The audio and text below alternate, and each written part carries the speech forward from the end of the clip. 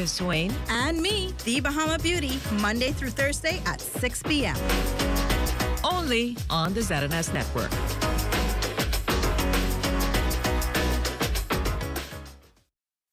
At the House of Assembly, I'm Lakush Lapinder. This is ZNS.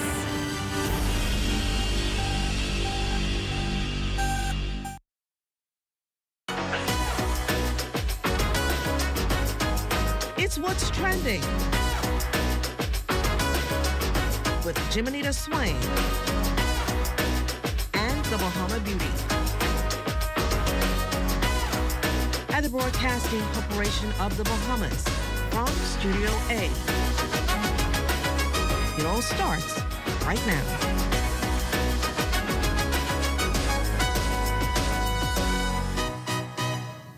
It's a beautiful Wednesday here in the Bahamas, and we're right in the middle of the action. Today, April 8th, the House of Assembly officially dissolved, and just like that, the 2026 political campaign is officially in full swing.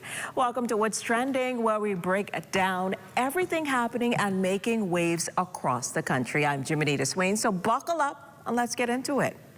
We're going international. A 15-year-old Bahamian talent is making waves in England, balancing school, top-level soccer, and still representing the country. This young star's story is inspiring.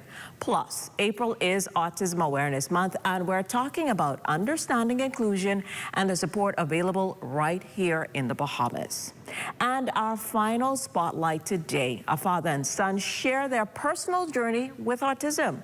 A story of love, growth, understanding, something you don't want to miss. We get into that and so much more just after the break.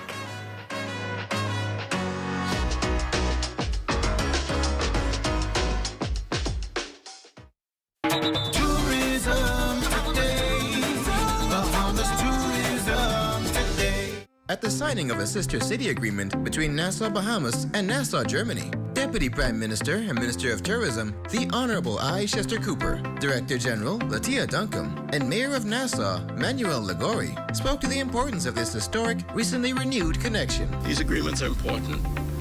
They speak to friendship.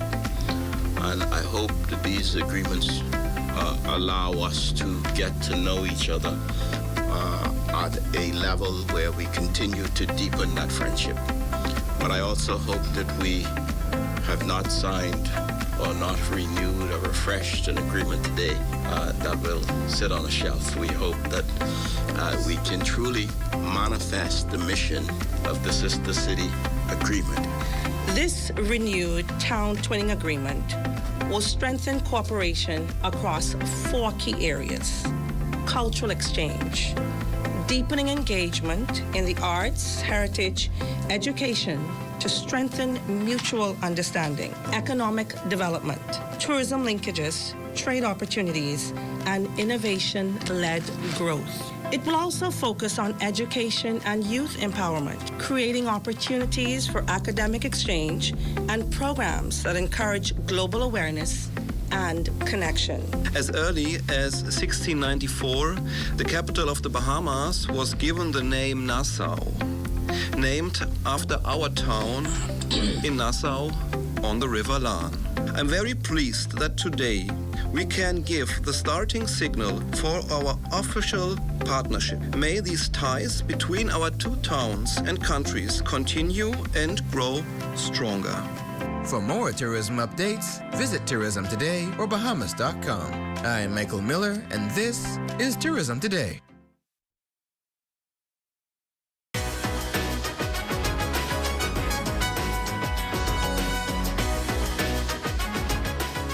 We're taking Bahamian talent to the world. From classrooms to football pitches in England, one teenager is showing how far hard work can take you. Bahamian Footprints, presented by Coca-Cola.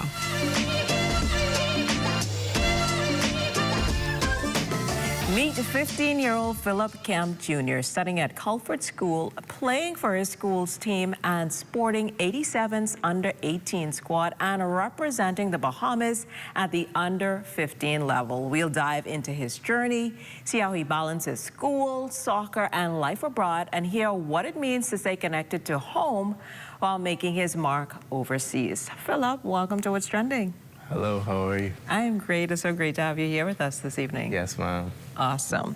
So, Philip, tell us about yourself and what drew you to Culford School in England. Yes, so I'm 15 years old, turning 16 years old. I've been playing football for around over 10 years, and I've played here for Club Renegades FC, and that's where I've played for majority of my life until I've went to England at Culford. So, how's Culford? Culford's been a good school. It's a small school, and I feel like I get a lot of attention from the coaches, and I'm able to express myself. Okay. So, yeah. Okay. So you said you were playing a little while. What's your role? What do you play when you hit the field?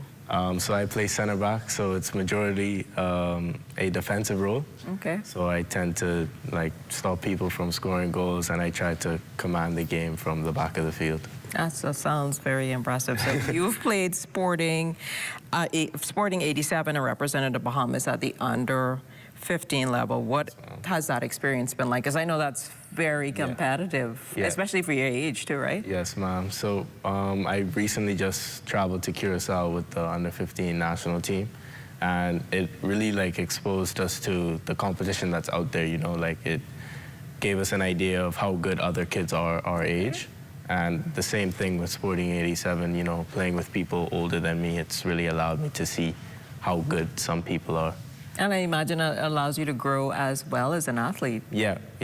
Playing with people better than you, it tends to allow you to improve much quicker than playing people your age. So I feel like it's been a very good experience. It's a plus. All right, so then how do you balance school, football, and life in a new country? Have you had any challenges, or you kind of just roll in with it? Yeah, I feel like I'm just rolling with it right now. You know, balancing school and football has been something I've been doing from before I went to school in the UK, so I feel like just, you know, transitioning that to England hasn't been too difficult. So what's been the biggest culture shock for you moving from here to there? I would definitely say the food. You know, I was going to ask that, but I was like, you know what? I want to hear it from your lips. It's an adjustment, right? Definitely. Kind of a little blandish unless you go to the NBA or other places. You know how it is, yeah. I know how it is. So how do you stay connected with your family and friends and your Bahamian roots while living abroad? You know, I feel like it's very hard to lose your Bahamian roots, you know, if you really love the Bahamas. But speaking with my parents and stuff, it hasn't been too difficult because they're really just one call away. So, yeah, I just try to call them when I'm feeling stressed or when I just want somebody to talk to. So what would you say then are some of your proudest moments both on and off the field? I think my proudest moment is definitely representing the country 2 years in a row internationally, and obviously winning the national championships here. The high school national championships with Lyford Key before I left was also one of my proudest moments. Awesome. Well, congratulations for that. You seem to be you know, rocking it up. Good looking out. So looking ahead then, what are your goals both in academics and football? Well, academically, I'm hopefully trying to go to university in the UK or the United States. And football-wise, you know, just taking it as far as I can, really. I hope to play at a collegiate level once I'm done with school, so hopefully. So are you going to be one of those persons looking a little bit farther? Do you see yourself doing it professionally, or that's kind of up in the air right now? Yeah, it's definitely up in the air. I don't think people realize how difficult it really is. But, you know, I'm just having fun with it, so. Okay, I like that. So what advice, then, would you give to other young Bahamians that are dreaming of studying or playing sports abroad? Based on your experience, what would you say to them right now? Well, I would say you have to work hard, be true to yourself, and make sure that you're ready for the challenge, because it really is a big adjustment, especially if you're not ready for it at the time. You know, you don't really want to rush yourself into that sort of environment if you're not ready for it. And you always have to work hard because it's really a lot of competition when you leave Nassau, you know.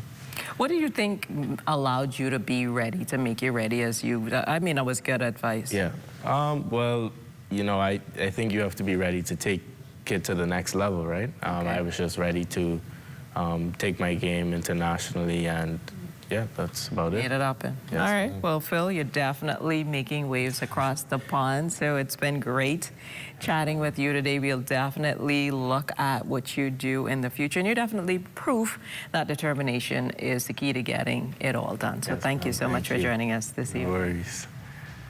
Well, up next, we're shining a spotlight on autism. That's coming right up after the break.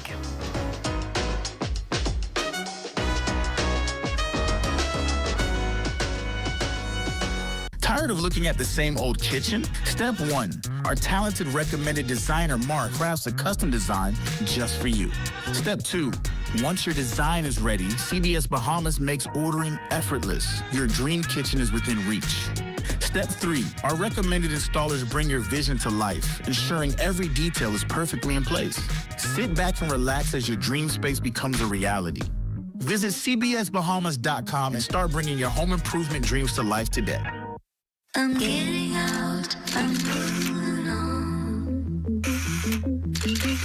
I should be difficult to find. So follow me, just Coco Mademoiselle, Chanel. Available at Lorix Duty Free, Bay and Parliament, Old Fort Bay, Marathon Mall and Palmdale. bang ding.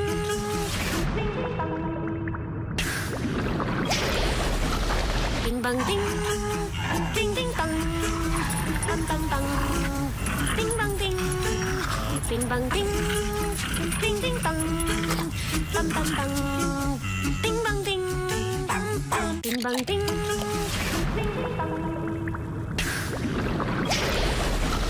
bing bang ding, ding ding dong.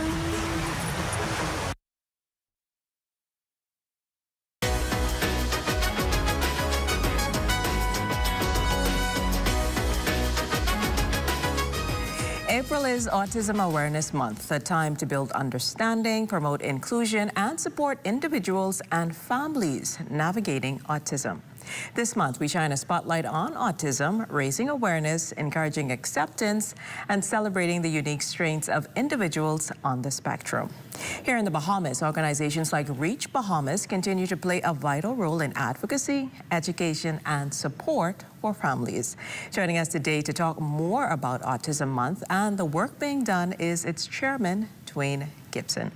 Welcome to What's Trending, Dwayne. It's good to be back here with you. Always, always a pleasure. So let's start with the basics for those who may not fully understand.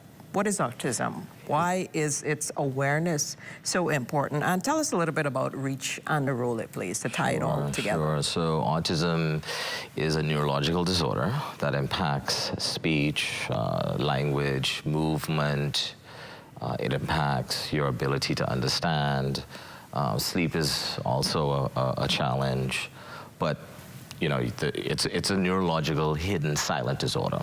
Okay, and Reach obviously so Reach was formed in 1999 to come together with parents and caregivers to try and provide support and advocate for different services and to have greater awareness and to ensure that we have more schools who can take our children. So just to push and embrace inclusion. So Reach is an acronym for?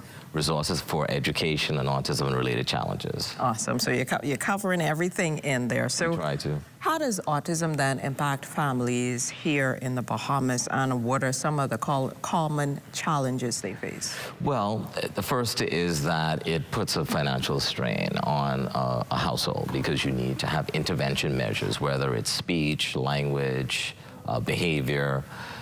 All of those therapies are absolutely needed to allow the child to reach their full potential. And so the services are somewhat limited, and we require a lot of help from government to push forward and produce appropriate remedies for autism. So how does Reach then assist? So Reach sort of bridges the gap between government and community, and we try to ensure that we come together with parent training, we bring speakers in, we offer different programs. We have a speech pathologist on call now. And so it sort of supplements what exists in the public sector and even in the private sector. So are there common misconceptions then about autism that you would like to clear up so people understand? Right. So, of course, most persons believe it might be related to, mental retardation or some sort of disability that is related to just not understanding or some cognitive challenges.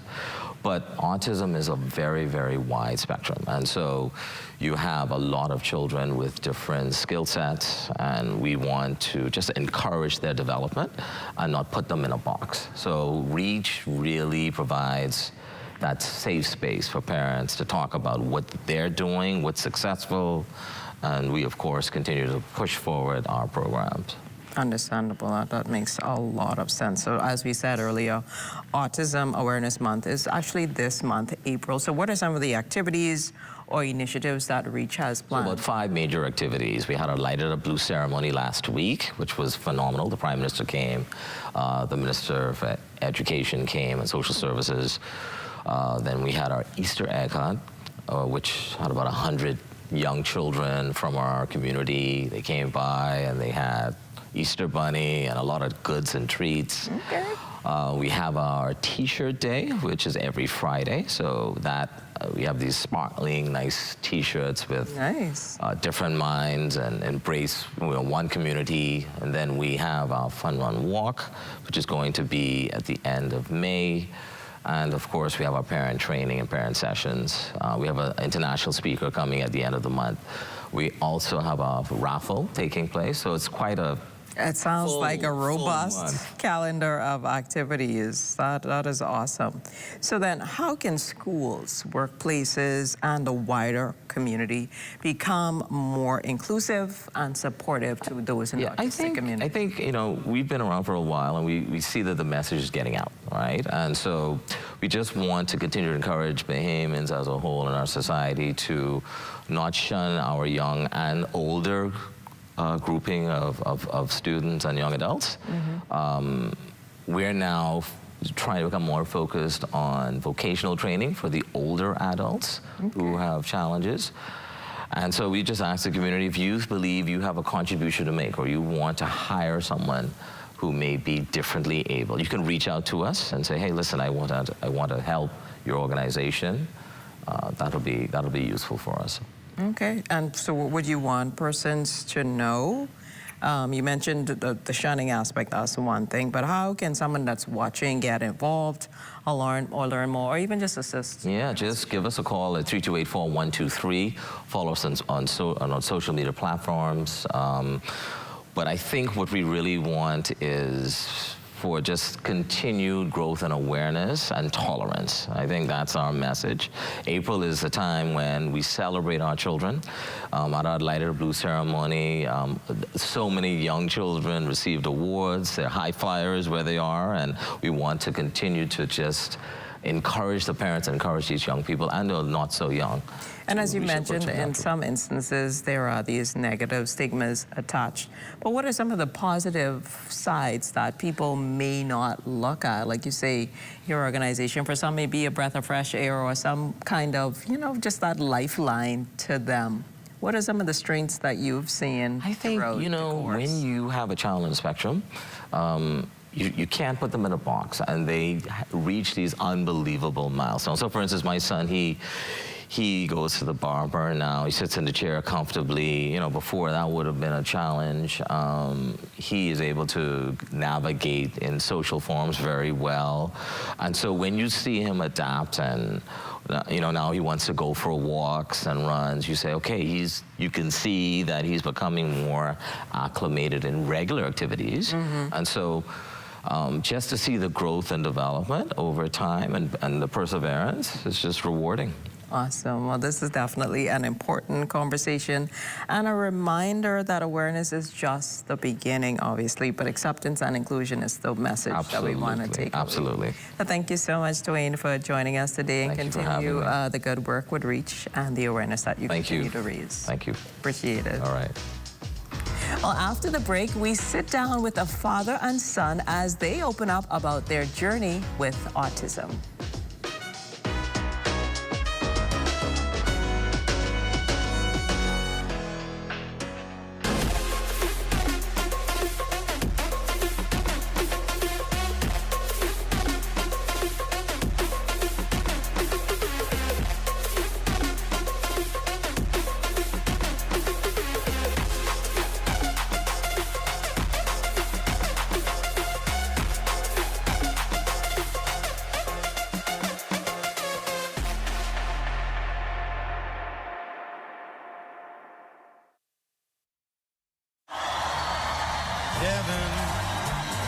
I'm in heaven, and my heart beats so that I can hardly speak.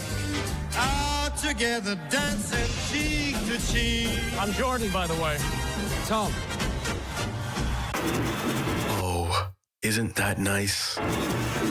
Wait, you missed it?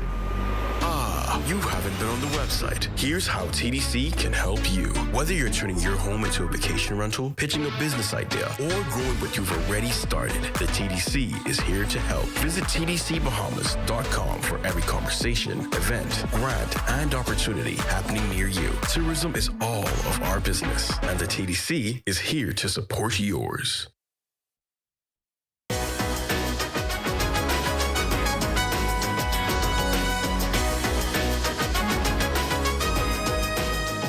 As we continue celebrating Autism Awareness Month, we're taking a closer look at the personal side of autism, the everyday challenges, triumphs, and the moments of growth that families experience. For many, autism isn't just a diagnosis. It's a journey filled with understanding, patience, and a lot of love. Today, we're honored to hear from Pastor Alvin Hebron Sr. and his son Alvin Jr., who are here to share their story with us. Welcome to What's Trending. Welcome. It's good to be here. Awesome. It's great to have you with us. It looks good. Yes. I'm glad to hear that you like it. Yes. So, Pastor Hebron, we're going to start with you. When did you first realize that your son was on the autism spectrum, and what was that moment like for you? It was when he was in kindergarten. His kindergarten teacher told us to get him tested because she thinks, from what she saw during his time in the classroom, that there may be something that we needed to take another look at. So my wife and I, being educators though, however, before that we realized that there may have been something, but we were not 100% sure. So after the teacher gave us her insight, we decided to go and get him tested. And we went to the Ministry of Education's special unit, and we had him tested there. And then it came back that, yes, he was on the spectrum for autism. When I tell this story all the time, and I guess it may be a record, a Scotch record, some people would say. But when I found out, when the diagnosis came back that, yes, he was on the spectrum, I sat in my car and I cried. And I called a brother of mine, and as we were talking, I realized that I was not crying because my son was autistic. I was crying because he was autistic in the Bahamas. Now, my wife and I, we had just finished our PhD in university in America, and we had made the decision to come home to start our family. And one of the persons there who we were very close with, she was over the educational sector in St. Louis, Missouri. And even when I called her, she said to me, bring my grandson. Come back to America. Come back to America, and I'll make sure that he gets everything that he needed. But because my wife and I wanted to come back home and make an impact here in the Bahamas, we decided that we will stay here and fight and use our voice as best we can to make a difference. To make a difference. I understand that. So Alvin Jr., I know you're excited to be here. Tell us a little bit about yourself. What are some of the things that you like to do? Well, I like to sing, read, and I like to paint. That's my art things. Okay, I like playing with my little sister Naya. She's kind of funny, I think. You play the keyboard as well, right? Yeah, I play the keyboard. Awesome, so exciting, very talented. Yes, yeah, it was exciting. And so for you as a father, you talked to us about, you know, making the decision to come back home and address some of the challenges that you saw here. What was the learning aspects, adjusting and advocating for your son? What did that aspect look like from being here? Okay. First of all, I think our culture tend to be unkind when it comes to different. Yes. When I lived in America, I saw children with disabilities, people with disabilities all over, and I'm like, is there this many people with disabilities in the world?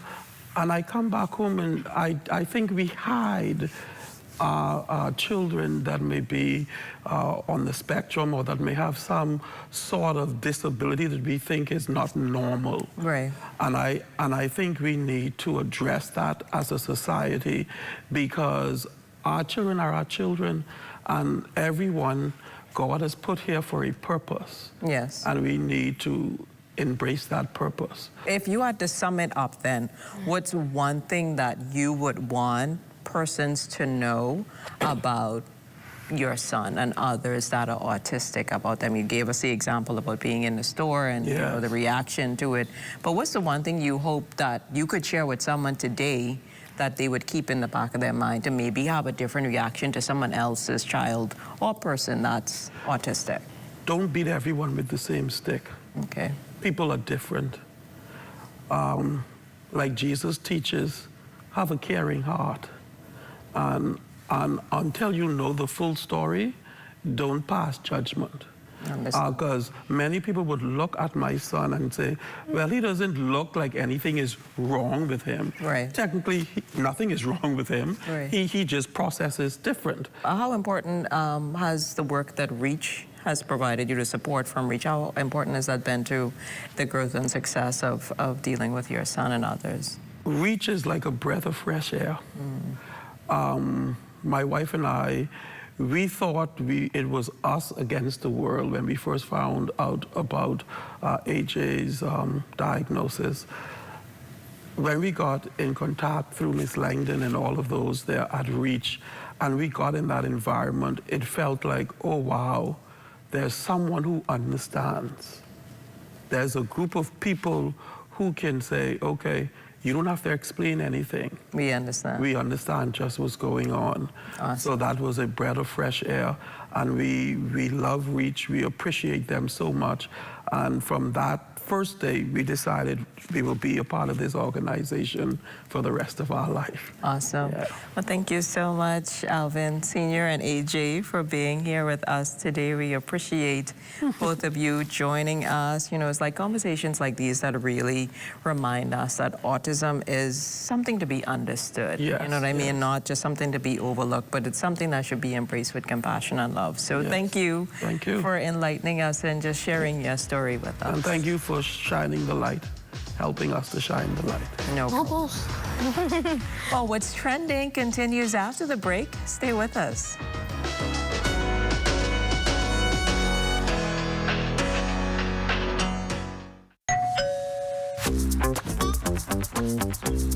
Wait, where you grabbing all these pizzas, boy? Wait, Marcos, wait. We have a special on all the large one-topping pizzas, wait. Pineapple. All. Barbecue. All. Hey, VAT included, boy. I need the $10 special place. How many of them would you like? 20 in it. Thank you so much, man. $10, that's it.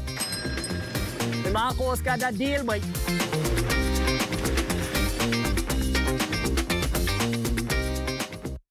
Behind every strong economy is a bold entrepreneur, and we're here to support them, island by island.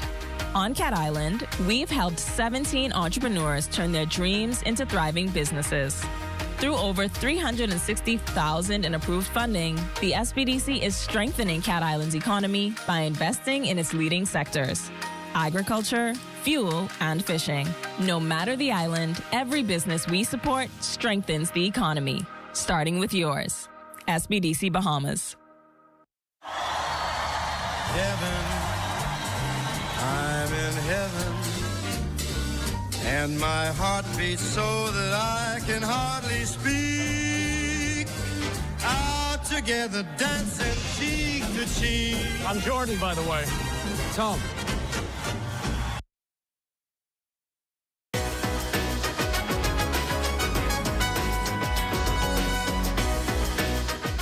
On Thursday's show, we meet an inspiring young student and his mother who are using their story to raise awareness and promote inclusion. Well, thanks for watching. Stay connected with us on Instagram at What's Trending on ZNS. We'll see you tomorrow at 6 p.m.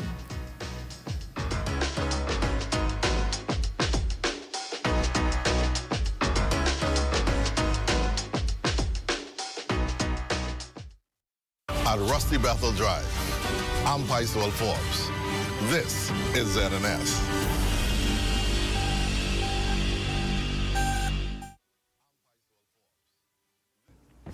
This is the Bahamas Tonight, the Northern Edition. Here's a look at tonight's top stories. Parliament has been dissolved. The proclamation read today by the Provost Marshal and Commissioner of Police.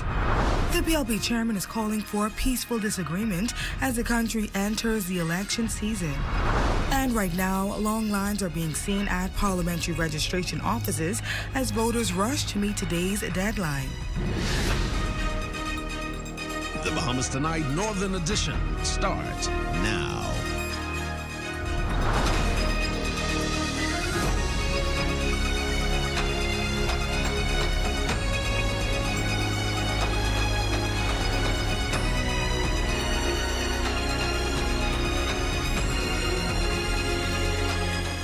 Good evening and welcome to the Bahamas Tonight, the Northern Edition. I'm Jolanda Thompson-Everest. Thank you so much for tuning in. Parliament has been officially dissolved today, triggering the countdown to the May 12 general election. The country now entering a critical phase in its democratic process. So what happens next? Shalia Rule has the details in our top story tonight. The road to the next general election is now officially underway, following the dissolution of the House of Assembly, a key constitutional step that signals the start of election season in the Bahamas. The proclamation was made this morning by Provost Marshal and Commissioner of Police Shanton Knowles, formally bringing an end to the current parliamentary session and setting the stage for the country to head to the polls. I, Dame Cynthia A. Pratt, Governor General of the Commonwealth of the Bahamas, do hereby proclaim that Parliament shall be and is hereby dissolved on Wednesday, the 8th day of April, 2026. The issuing of the writ of election is set to follow a formal document that outlines key dates, including nomination day and election day. Candidates will then be officially nominated and political parties will ramp up their campaigns across the country. Proclamation. Whereas the Parliament of the Commonwealth of the Bahamas stands dissolved from Wednesday, the 8th day of April, 2026. And whereas Article 65 of the Constitution provides that each session of Parliament shall be held at such place and commence at such time as the Governor General may by proclamation appoint. For voters, this period is critical. It's the time to ensure registration is complete, review candidates, and prepare to participate in the democratic process. The next session of Parliament shall be held in the city of Nassau in the island of New Providence on Wednesday, the 20th day of May, 2026, and shall commence at 10 o'clock in the forenoon. With Parliament now dissolved, the countdown to Election Day has begun, marking the start of what is expected to be an active and closely watched election season in the Bahamas. For the Bahamas Tonight, the Northern Edition, I'm Shalia Roll. Back to you at the desk. Thanks, Shalia. With the election season now officially underway, the focus is also turning to the tune of the campaign trail. The chairman of the Progressive Liberal Party, Fred Mitchell, is calling for calm and respectful engagement in the weeks ahead. While political differences are expected, he is urging supporters and the wider public to embrace peaceful disagreement and avoid unnecessary conflict. I expect to have a peaceful election. I've said to all of our supporters, let us enjoy the campaign, even as we disagree with those of our citizens who do not support us. But we think that in the years that we've been in government, that we've made reasonable progress in making sure that the country has grown, expanded, and the opportunities are greater than they were 4.5 years ago. The BLB chairman maintains that elections are a vital part of the democratic process and should be conducted in a safe and orderly environment where ideas, not hostility, take center stage. It's our time of rallies and, people having a joyous time and making their points. But I say throughout this all, let's make sure that this is peaceful disagreement. You have a wonderful country. When you look at the news, you see how everybody's, people are living in bombs and ducking in shelters. None of that stuff is happening here. And we've managed to build a peaceful society over the years of independence and before. Meantime, the Parliamentary Commissioner reports the country is now seeing the largest voter registration in its history, with more than 200,000 registered voters and counting. And tonight, the final push to get registered is happening right now. With the clock ticking down to the final hours, residents across the country are lining up, determined to ensure their voices are heard in the upcoming general election. Here in Freeport, at the Parliamentary Registration Department, patience is being tested, but voters say casting their ballot is well worth the wait. Shalia Roll reports. With the clock ticking down to the final hours of voter registration, residents across the country waiting in long lines, determined to secure their chance to vote in the upcoming general election.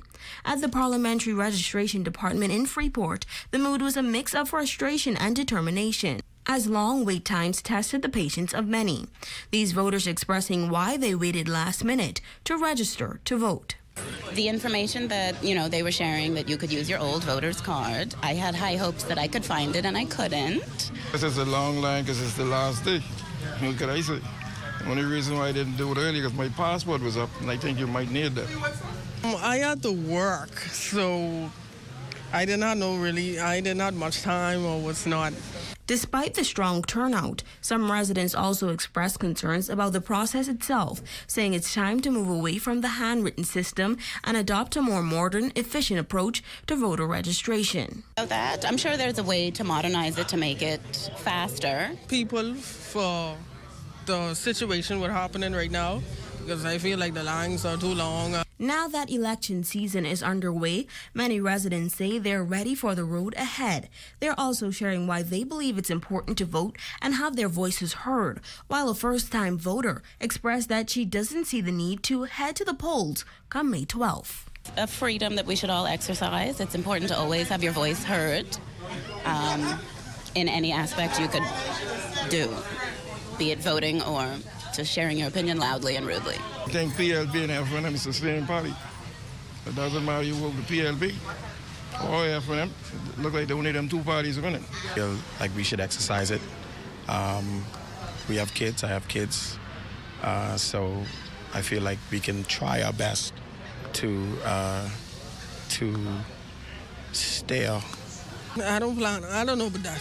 I don't know about all that. I mean, what is the point of voting? What do you need to vote for? I mean, they might help you get a government job or something, but I don't see the point of voting.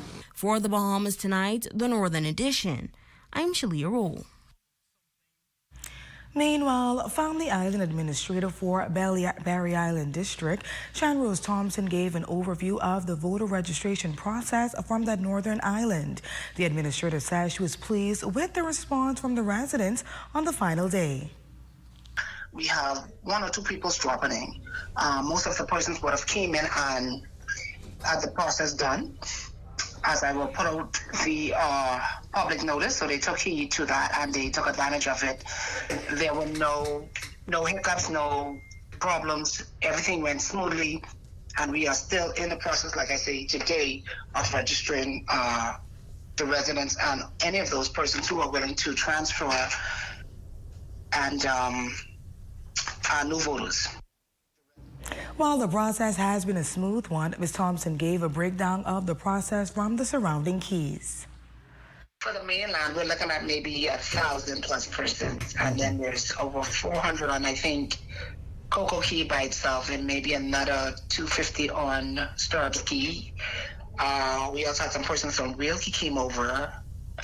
Shop Key, not so much sure how many persons are there, but we had a good number of persons who would have come in and take part in the registration process.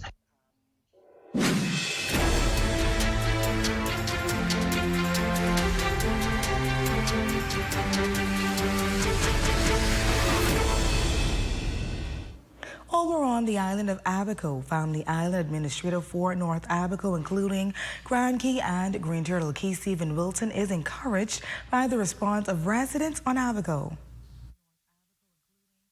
Persons have been coming out in large numbers as of yesterday and today, and we expect that later on this afternoon there'll be much more persons coming in to register and to be transferred. We are very much encouraged that the community has come out in large numbers this final day to ensure that those persons that are eligible to vote in this upcoming election has that opportunity to do so. Abaco's yachting industry has felt the strain of high boating fees in recent months. But now the president of the Abaco Chamber of Commerce, Chantal Sands, says the new fee schedule, which came into effect on April 1st, is an important step in restoring confidence and attracting more vessels to the island. Businesses in Abaco report that previous fees took a toll on the yachting sector, with activity slowing and concerns rising. Chantal Sands, president of the Abaco Chamber of Commerce, tells us that the new boating fee schedule, now in effect, could help revive local business and encourage more vessels to return to the island's marinas. The original fee structure was simply too high all around. From docking at the marinas to fishing and even return visits. So it made Abaco less competitive compared to other boating destinations nearby, like Florida or other Caribbean countries. Sands explains that the island experienced a decline in boater travel, with some choosing alternative destinations. While the intent behind the government's decision was understood, the consequences were felt more deeply. While the intent was understood, the unintended consequence was a noticeable decline in boating arrivals, which directly impacted not just the marinas, but the entire local economy, from restaurants and taxi service to small retail businesses. As of April 1st, 2026, Bahamas boating fees for foreign pleasure vessels are based on vessel length and permit duration. For a 30-day permit, fees range from $150 for boats up to 30 feet to $600 for vessels over 100 feet with no fee re-entry. For 60-day permits, fees range from $300 to $2,000 with one free re-entry. And for 12-month permits, fees range from $500 to $3,000 with two free re-entries allowed. The Chamber President notes the impact was widespread, as boaters are a key part of Abaco's economy. Looking ahead, the President says that following the revised fees, they are optimistic. The boating community has been very responsive to the changes, and with a more competitive fee structure in place, they anticipate increased interest, which will be key in revitalizing the sector. Those voters who had gone elsewhere, they may, be hoping that they would return and come back to Abaco as a destination.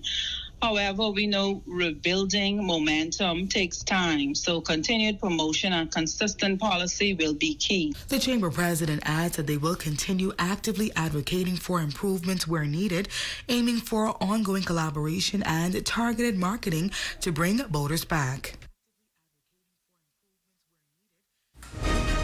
And still to come. Good news. The two men reported missing at sea have been found. Police are now providing an update. That story, sports, and more straight ahead.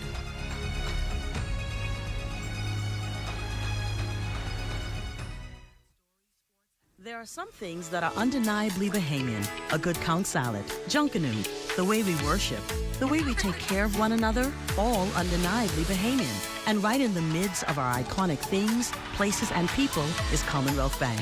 Increasing access, sponsoring dreams, working alongside Bahamians to increase the quality of their lives for more than 60 years. Commonwealth Bank, nothing more than being Bahamian. Commonwealth Bank, leader in personal banking services.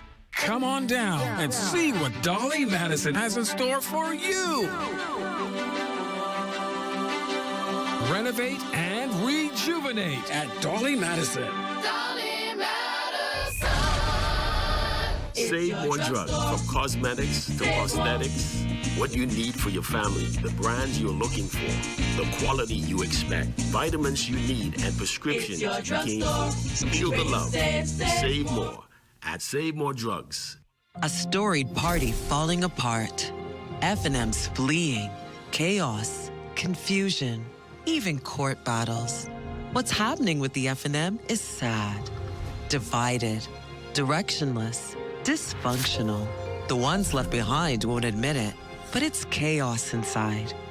They say a fish rots from the head down. If Michael Pintard can't keep his own party together, how can he run an entire country? Your number one team in the North. Only the sun covers the Bahamas better.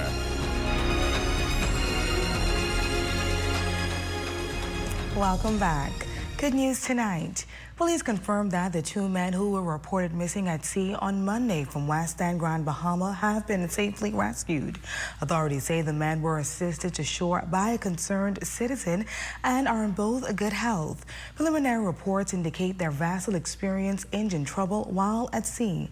Police are also extending thanks to everyone who assisted in the search and rescue effort. Students from 22 schools across Grand Bahama, Bimini, and Grand Key participated in the 28th annual SECME Fair and competition hosted by Jack Hayward High School.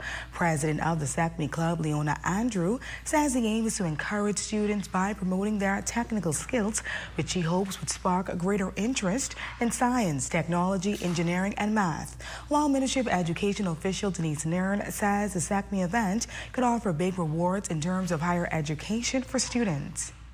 It's our hope that they go into the engineering fields or any science fields, because we are losing a lot of our persons that are interested in going to those fields because they deem science to be hard. But when we show them that there are different scientists and different careers, then we hope that they will take that avenue when they go off to college.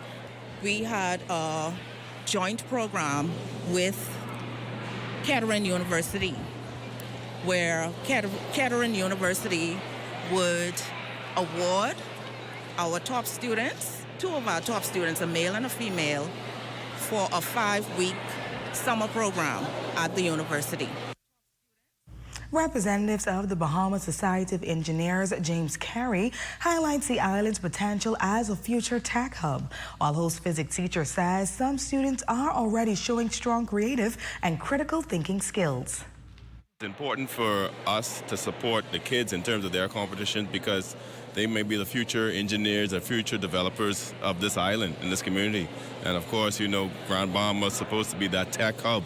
And I see some bright minds so far. You can see that the creation of the students, not only just physical creation, their mental creation, like how to conduct an activity. We're going to have a bottle rocket competition on the field. That also needs really an extra level of skill. not only designing the rockets colorful and putting two bottles together, but also they need to use their technical skills. We salute our Facebook friend of the day, Belle Simonette. Thank you so much for your support. And that's a look at stories making news. Matthew, what's happening in sports? From youth flag football, a major combine with some international talent coming down, and also an upset in our local night league basketball. Awesome, I look forward to hearing that. Matt, thank you so much. Don't go away. Sports comes your way next, right after this break.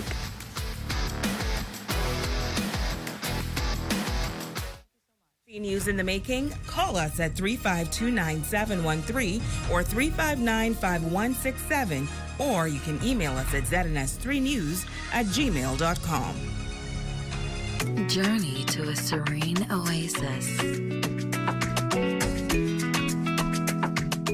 Relax. Rejuvenate.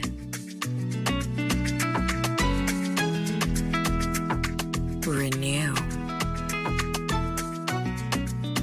Welcome to Renew Day Spa. For appointments, call 352-RENU. New roads and airports are connecting our islands. Energy reform is bringing electricity prices down, while young Bahamians are stepping up, gaining new skills for new opportunities. Respect for workers. Support for entrepreneurs. We're modernizing energy and infrastructure across our islands and preparing Bahamians to succeed in a new economy. Transformations this big take time. Let's choose progress. At Save More Drugs, we got you. We got what you want. We got what you need. We got what you came for. The quality you expect. The prices you need and deserve. Save more at Save More Drugs.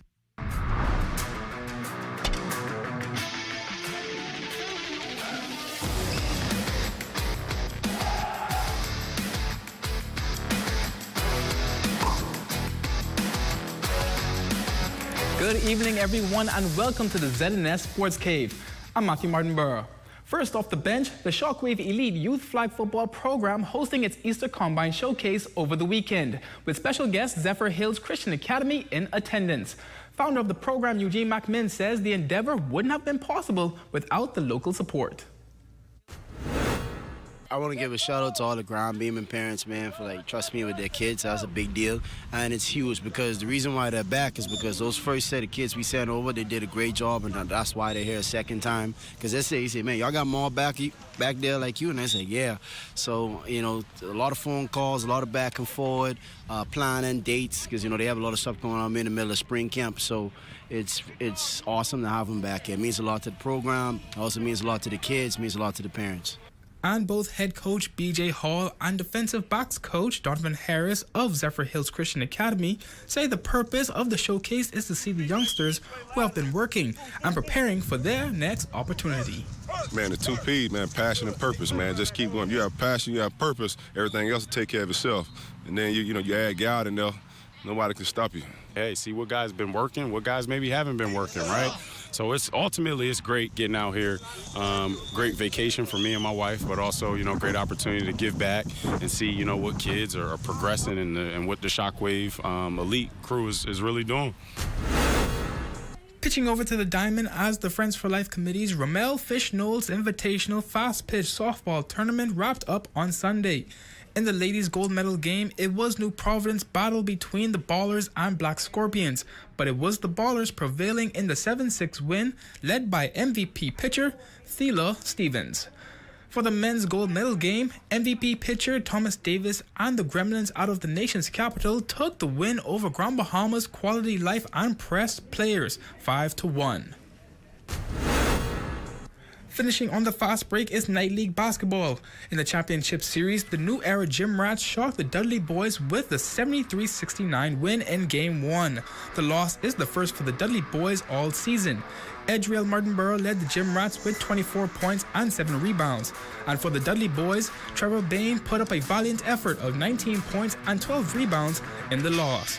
Game 2 of the Best of 5 series continues tonight at the St. George's Gymnasium, with tip-off slated for 7:30. And with that, your evening sports final whistle blows. Your local forecast is next. I'm Matthew Martinborough, and I'll see you on the sideline. Tonight's weather forecast is brought to you by Royal Star Assurance. 'Cause it's so beautiful.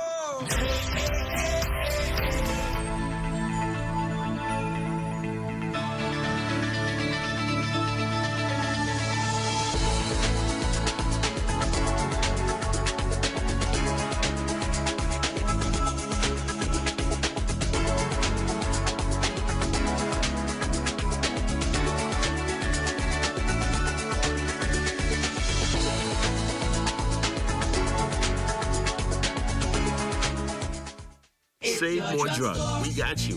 From cosmetics to prosthetics, what you need for your family, the brands you're looking for, the quality you expect, the prices you need and deserve. Feel the love. Save more at Save More Drugs. Grand Bahama, the pageant capital, will play host to the hottest youth event of the year. It's the 2026 Exquisite Catamaran Center's Miss Teen Universe Bahamas Preliminaries. Under the patronage of Minister for Grand Bahama and MP for Pine Ridge, the Honorable Ginger Moxie, the most beautiful girls from around the family of islands will compete for the big opportunity to wear the coveted crown. Come and witness the stage heat up in national costume, swimsuit, evening gown, and talent, and a special appearance by Exquisite and Citrus Bahamas pageantry system. It all goes down at the Regency Theater, Friday, April 10th, 7:30 p.m. Admission at the door, $40, and $20 for school students 17 and under. Don't miss the event of the year.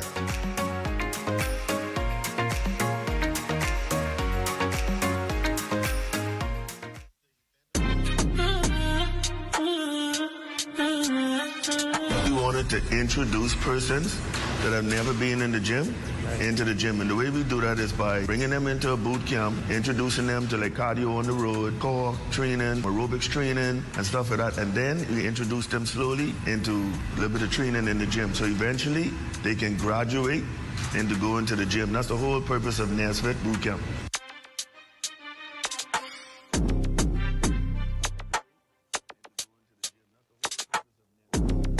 My name is Danica, a.k.a. Pretty Lifted. My name is Nika Udit. I'm from Trinidad. What by Johnny here. My goal is just to push and motivate clients to get through the workout.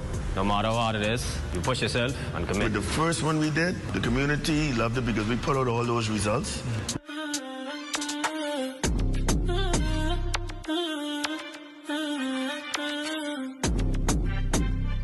It's going to be fun. You're going to get in shape. And 1 foot in the door is better than Say none. summers in 2 months, so let's go. I'm an official trainer at the NASFIT Boot Camp. I'm an upcoming trainer at the NASFIT Boot Camp. You don't want to miss this. See you there. I'm Coach Allstate. I'm one of the official trainers in the upcoming boot camp. You can reach us at 806-4238 or 458-5775. WhatsApp or call.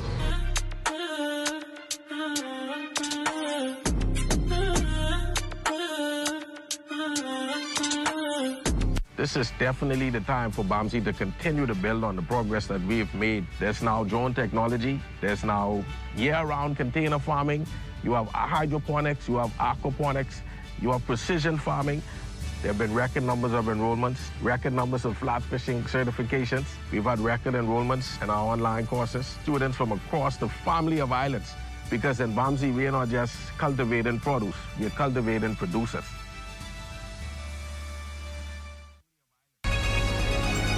Your number one team in the North. Only the sun covers the Bahamas better. And that concludes this edition of the Bahamas Tonight Northern Edition. I'm Yolanda Thompson-Everest. I'm Matthew Martinborough. Thanks so much for tuning in. As we prepare to say our final farewell to our friend and colleague here at ZNS Northern Service, Sabrina Brown, tonight we close with a special tribute from those who worked closely with her. The Bahamas Tonight continues, coming your way next.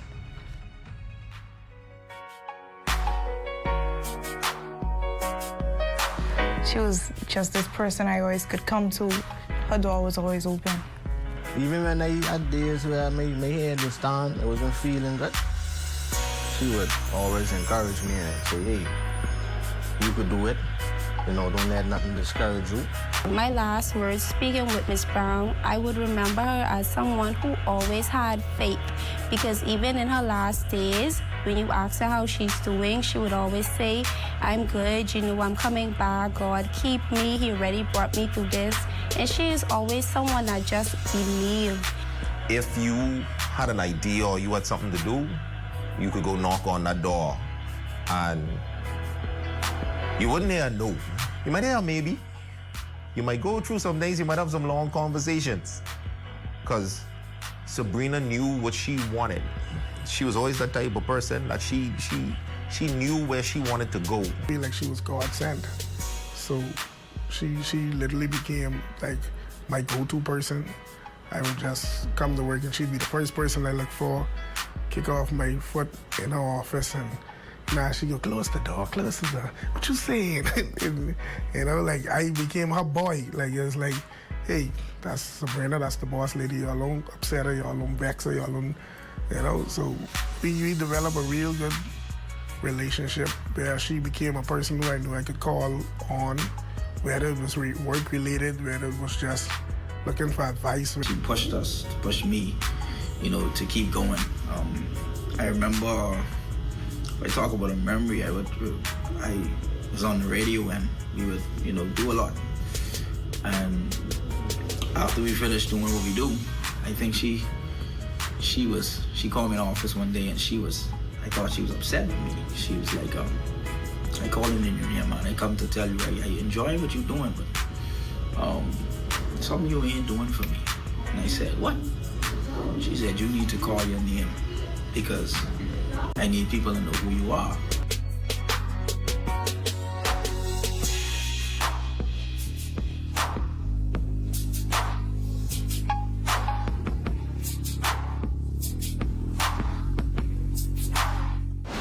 Coming up in the National Report, Parliament is dissolved and we're now weeks away from Election Day. The Progressive Liberal Party set to release its blueprint for progress. We are live from the University of the Bahamas tonight. And an independent candidate is vying to win the Southern Shores parliamentary seat. The Bahamas Tonight, the National Report, starts now.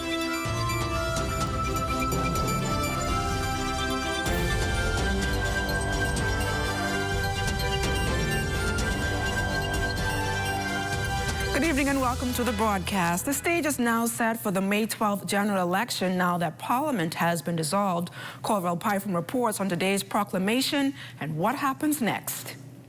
I, Dame Cynthia A. Pratt, Governor General of the Commonwealth of the Bahamas, do hereby proclaim that Parliament shall be and is hereby dissolved on Wednesday, the 8th day of April, 2026. The term of the current legislative body effectively ended today. Parliamentary seats now vacated and the country now headed to a general election which will decide the makeup of the next parliament. The proclamation of the dissolution of Parliament read this morning on the steps of the lower chamber by Commissioner of Police Shanta Knowles in her role as Provost Marshal. And whereas Article 65 of the Constitution provides that each session of Parliament shall be held at such place and commence at such time as the Governor-General may by proclamation appoint.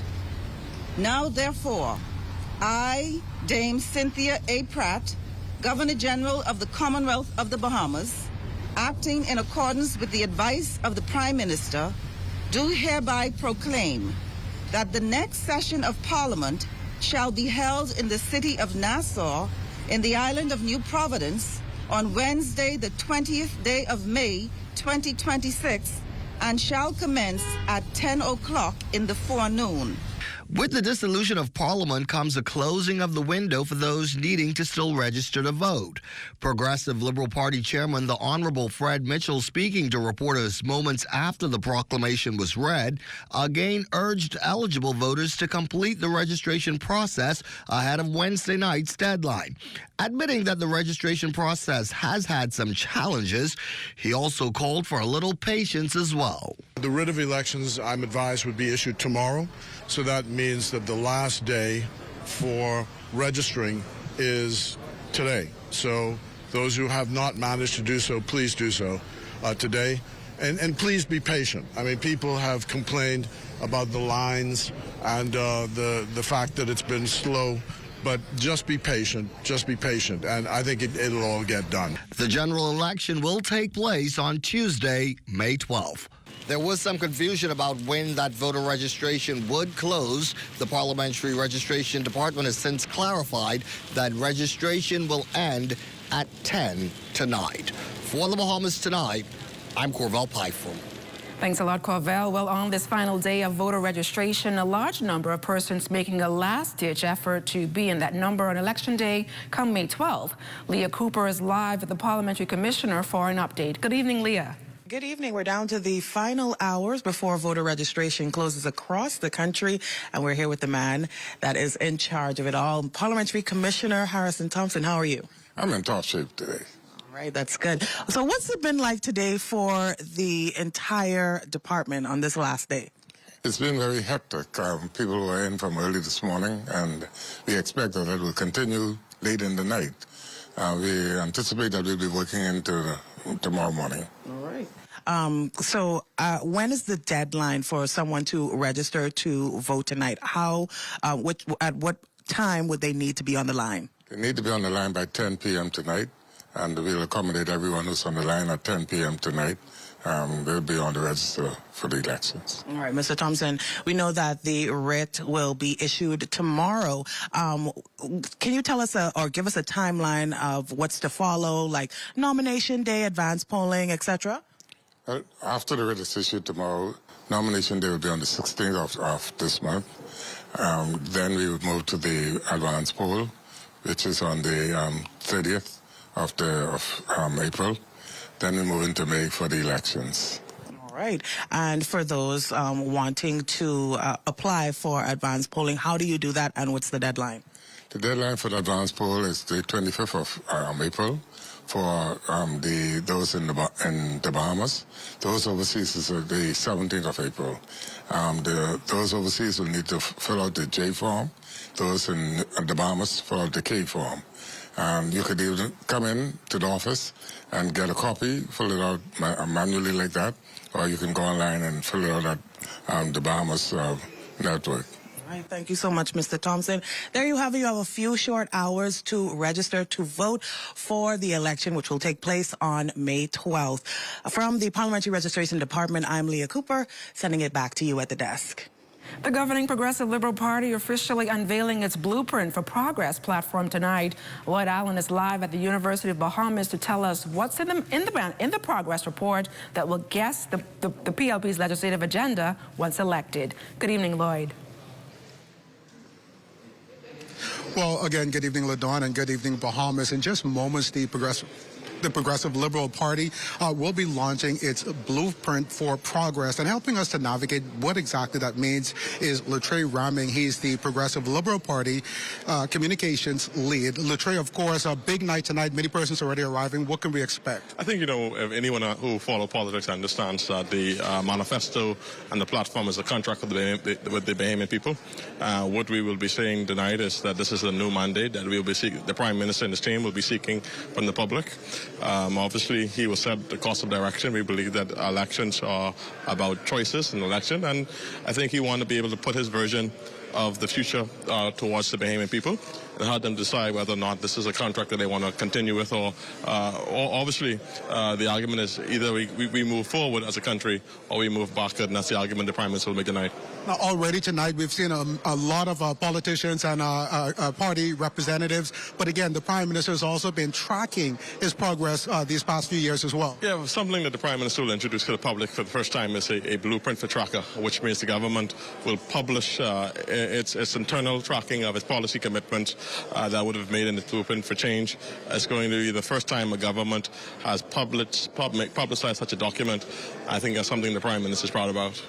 Well, of course, LaDawn, there will be more details coming out of tonight's event. We will have all of those for you in a later newscast. Reporting here from the University of the Bahamas. For the Bahamas Tonight, I'm Lloyd Allen. Back to you in studio. Thanks a lot, Lloyd. Well, PLP Chairman, the Honorable Fred Mitchell, is firing back and defending the Davis administration's record on contracts awarded and the overall record of accountability and transparency of the government. Concerns were raised about no-bid contracts awarded this term for a wide variety of goods, works, and services without any competitive bidding. Mr. Mitchell also responded to surface reports on the administration's pre-election transparency and accountability promises and its blueprint for progress. Speaking with the media, Mr. Mitchell indicated that these are all opposition talking points and insisted the government's record can withstand the light of day. The fact is that when a government governs, it has tools which are available to it to be able to spend the public purse at a reasonable level. We've done that throughout. There's no nefarious activities or illegality involved in it. What you have is a philosophical disagreement between the F&M and ourselves on this point. We believe that it is important for those who are not the traditional beneficiaries of the economic largesse of the country ought to get an opportunity. The law allows that, and that's what's been followed. Serving leader of the Bahamas Constitution Party, Ali McIntosh, is continuing her call for a greater investigation into incidents of passport and voters card fraud here in the Bahamas. Her latest appeal comes a day after a Haitian man was sentenced to 1 year and 4 months in prison for voters card fraud, after which he will be deported. It also follows reports that 98 cases of suspected passport fraud had been forwarded to police. While the BCP sought to take the matter to the Supreme Court, McIntosh says there has not been a favorable response. The Bahamas Constitution Party on the 27th of March filed a request for an injunction. The Supreme Court has not responded, despite the many, not only the calls, but the letter to the Chief Justice and the registrar regarding moving this matter forward. They have refused to. In fact, they have played games in this regard. But we want a court order investigation. In fact, our request for injunction actually called for a commission of inquiry. And in this regard, now that the government has dissolved this House and is expected to go to election, when this matter is over, we will require and we will call for whatever it is, even if it means go to the Privy Council. Those concerns that remain, as well as the fact that the national examinations will be interrupted by the May 12 general election, has McIntosh also calling for the national poll to be postponed. The party leader says she is also concerned about the possibility of foreign nationals voting in the upcoming election. That is part of the injunction that we filed, that there is a forensic audit of the Parliamentary Registration Department, the Passport Office, and Immigration that conducts and gives citizenship. So all of these is in the injunction request. Former Member of Parliament for Southern Shores, Leroy Major, has announced he will run as an independent candidate in the May 12 general elections, and he fully intends to win the seat. Major, who says he has never left the community and stayed on the ground, was not selected by the party to run under its banner. The PLP instead selected Obi Roberts for its ticket. Major says he prayed on the matter and was given the green light by constituents. I've been working for the last 5 years, so I am very confident that I will be re-elected. The bottom line is I have a record, all right, to run on. The people in Southern Shores, they could trust me, they could depend on me. Even though you have some individuals in there who always believe that you are that they can call at all times. But overall, I live in Southern Shores. I have done some work in Southern Shores, and the people in Southern Shores want to give me that opportunity. And so I'm going to give them that opportunity to either select me or reject me. And still to come, the post office relevance defended. You're watching the Bahamas Tonight, the National Report. There are some things that are undeniably Bahamian. A good count salad, junkanoo, the way we worship, the way we take care of one another, all undeniably Bahamian. And right in the midst of our iconic things, places, and people is Commonwealth Bank. Increasing access, sponsoring dreams, working alongside Bahamians to increase the quality of their lives for more than 60 years. Commonwealth Bank, nothing more than being Bahamian. Commonwealth Bank, leader in personal banking services. John, I just found out that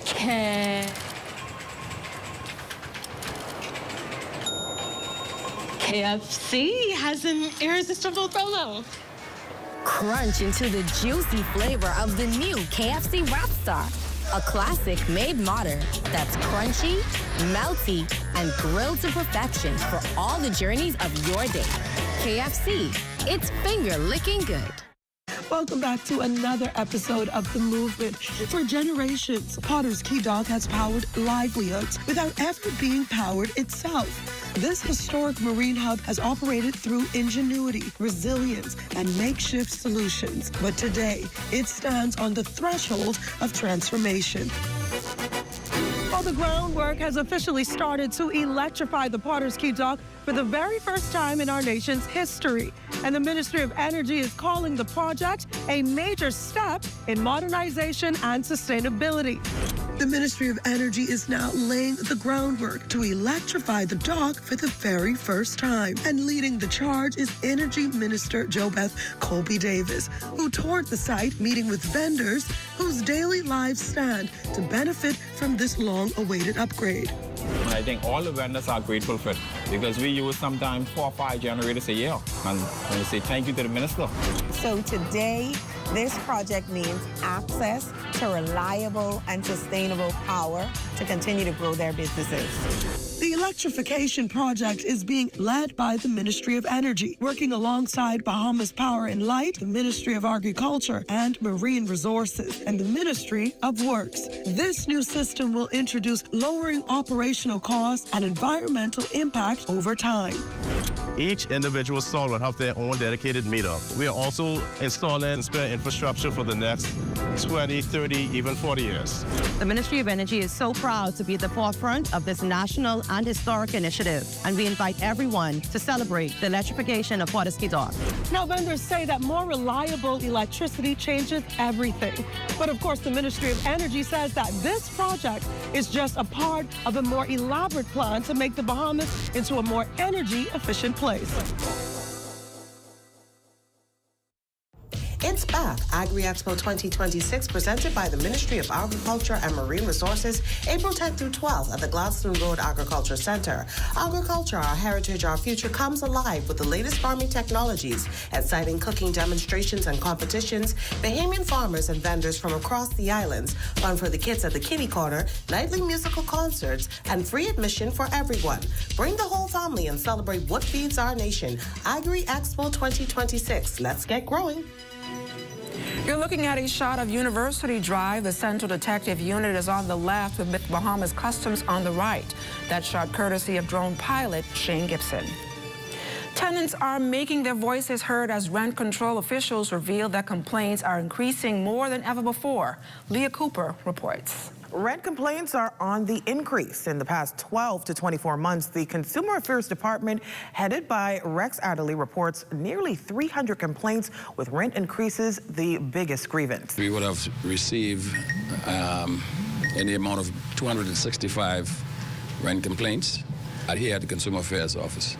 That's double the complaints compared to previous years, according to Rent Control Board Secretary Tia Garland. She says it's a bit of a gray area for the department. The Act allows for 15% per annum of the assessed, determined, or declared value of the dwelling place.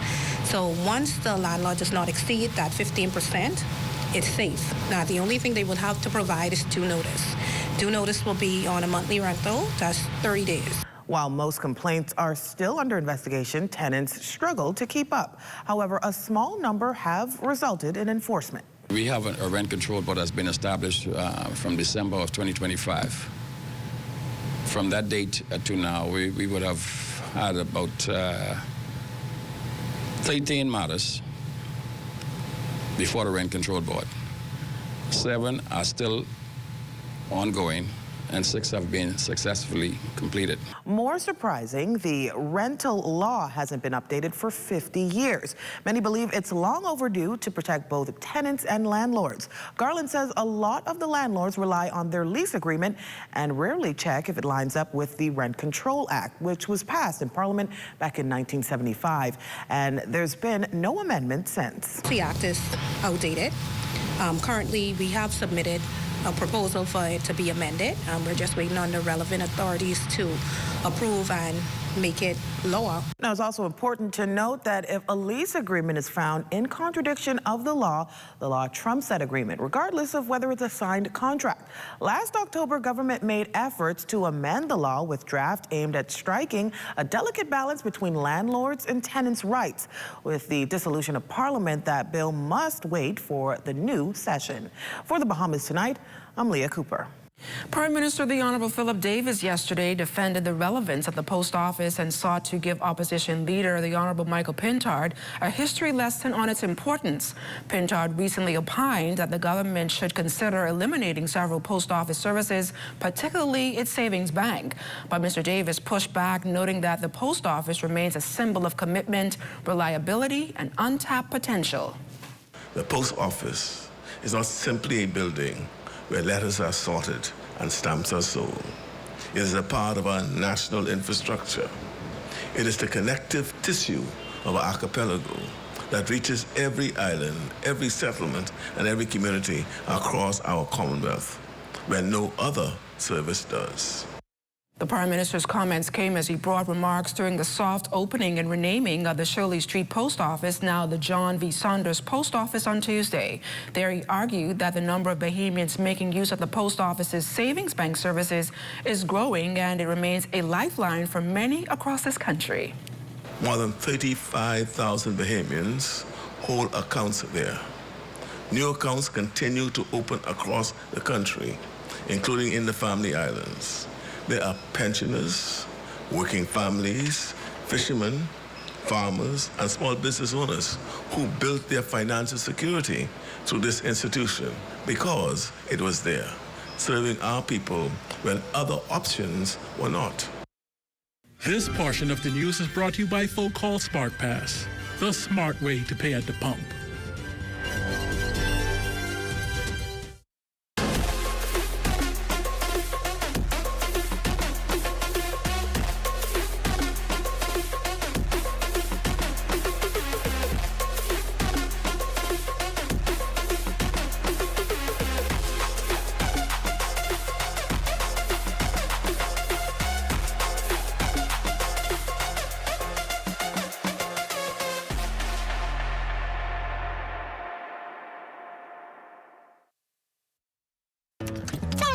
What you saying? Girl, right here, rushing to cash, J.S. Johnson. I gotta renew my insurance. Oh, I with JSJ too, but I don't wait in line. I just pay online. Stop it. How you do that? Just email info@jsjohnson.com and say, sign me up for the online service center. They'll reach out and hook you up. You ain't never have to stand in line again. Amen to that. Save time. Pay online. Sign up for J.S. Johnson's online service center today. Insurance, peace of mind.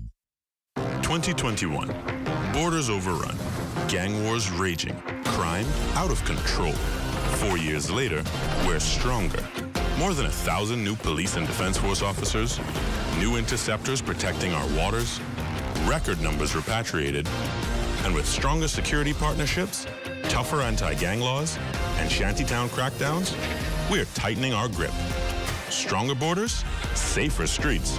This fight is never finished. Near. Far. Where can I get 3 flavors in one pizza? In here, at Little Caesars. Ahoy! Then I'll take it for a great price. It's not madness, it's Little Caesars. Pizza. 3 flavors, 1 happy you for just $11 VAT inclusive. Now available at all 5 of our locations. Little Caesars Oaksfield, Carmichael Road, East Street Pineapple Plaza, Charles Saunders Highway, and 1 East Plaza. It's not madness, it's Little Caesars. Pizza. Introducing the Focal Smart Pass app that helps you to fuel up faster. Here's how it works. Download the app on the App Store or get it on Google Play and create your profile with payment details. Visit your nearest Shell station, open the app, scan the pump's QR code, Select your payment amount and begin fueling. Say goodbye to cash and cards because the Focal Smart Pass offers secure and convenient payment options right at your fingertips. Download Focal Smart Pass now and fuel up faster today.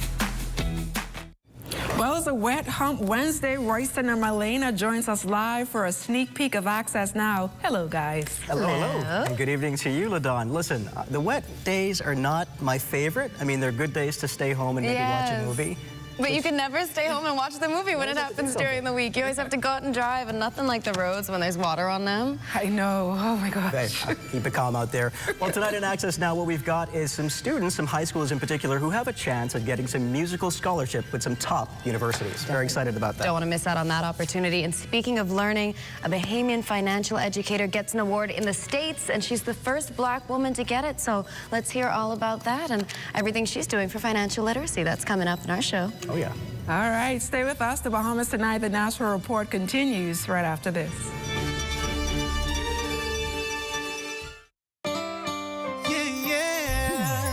Let's make this moment last forever. Let's start a family together with a house, a car, and kids. Oh, I love the way we live. I got it covered. BAF has got me covered. So live your life. BAF for life. So live your life. BAF for life. So live your life. BAF for life. BAF has got you covered.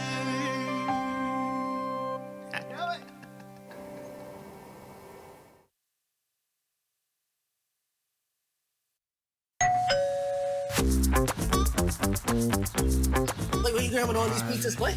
Wait, Marcos, wait. We have a special on all the large one-topping pizzas, wait. Pineapple. All.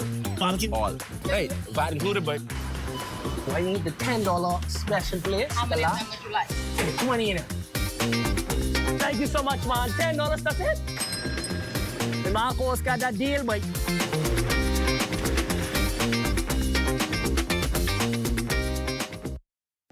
It's back. Agri-Expo 2026, presented by the Ministry of Agriculture and Marine Resources, April 10th through 12th at the Gladstone Road Agriculture Center. Agriculture, our heritage, our future, comes alive with the latest farming technologies, exciting cooking demonstrations and competitions, Bahamian farmers and vendors from across the islands, fun for the kids at the Kitty Corner, nightly musical concerts, and free admission for everyone.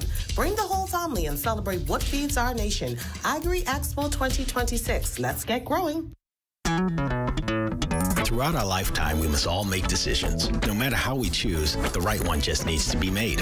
Like having J.S. Johnson Insurance Agents and Brokers as your insurance partner. We've been serving the Bahamas for over 100 years. Whether you need home, motor, marine, or commercial insurance, make the right decision. Call 397-2100 or visit jsjohnson.com. JS Johnson Insurance, peace of mind. Well, that does it for the National Report, but stay close. The Bahamas Tonight continues with Access Now.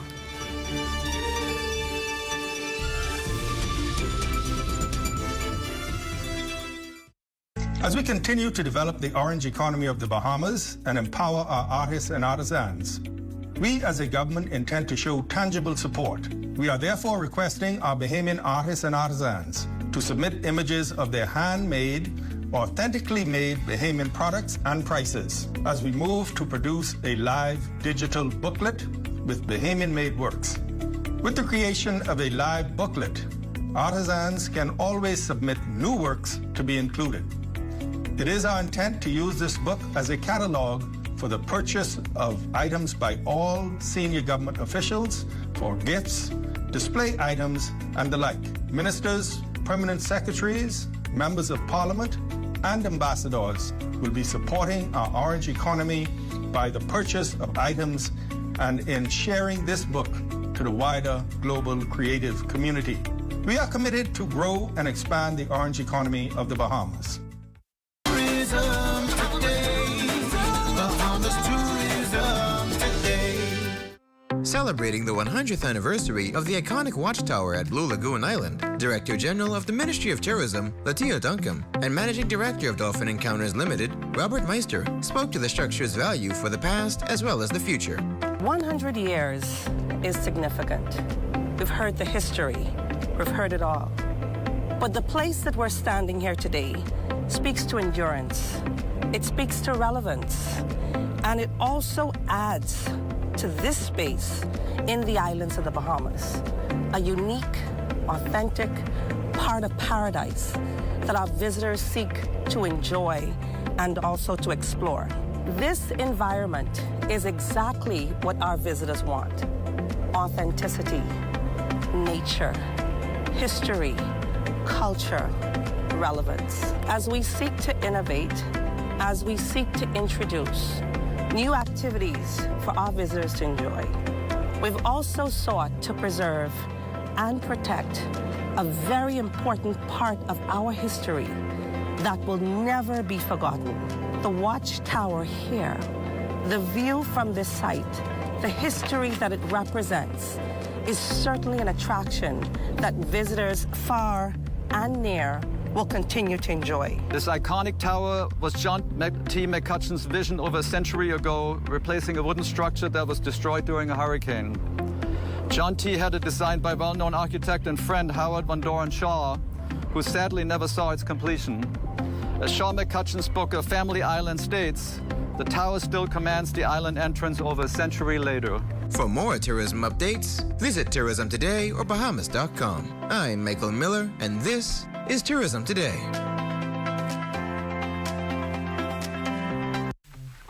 Hi, this is Spence Finlayson, the Bishop of Motivation, Alpis and Diana Finlayson's last child, and host of Immediate Response on the ZNS network.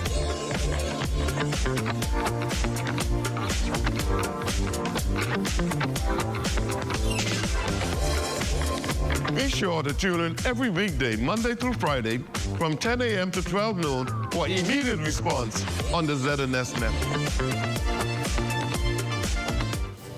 Music scholarships for high schoolers are up for grabs. Plus, a Bahamian financial educator makes history as the first Black woman to receive this award. Stay tuned to find out who and what. Also, a boutique travel company says the war in Iran is costing her big bucks. Find out how tonight. And in sports, the Bahamas Carifta swim team brings home their 8th consecutive win.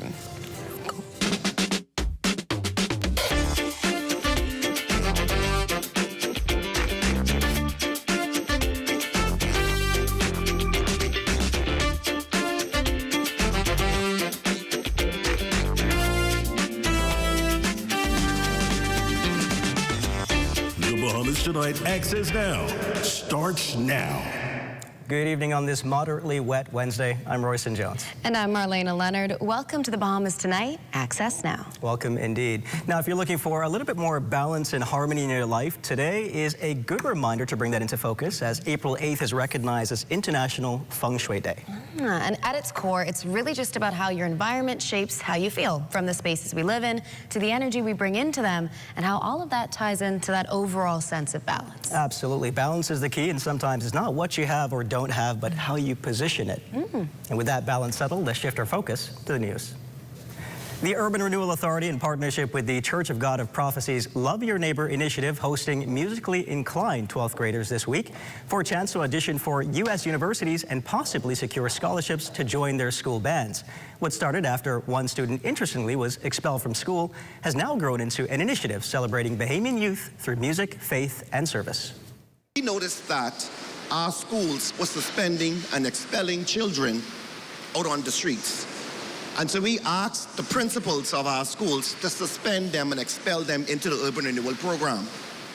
And we used the police officers in those programs to start the bands.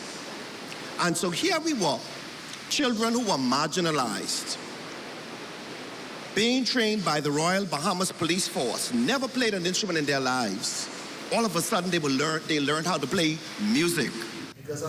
With schools like Langston University, South Carolina State University, and Prairie View traveling to the Bahamas to recruit, Minister Keith Bell says it's clear Bahamian talent is making its mark. For visiting educators, the experience is just as rewarding.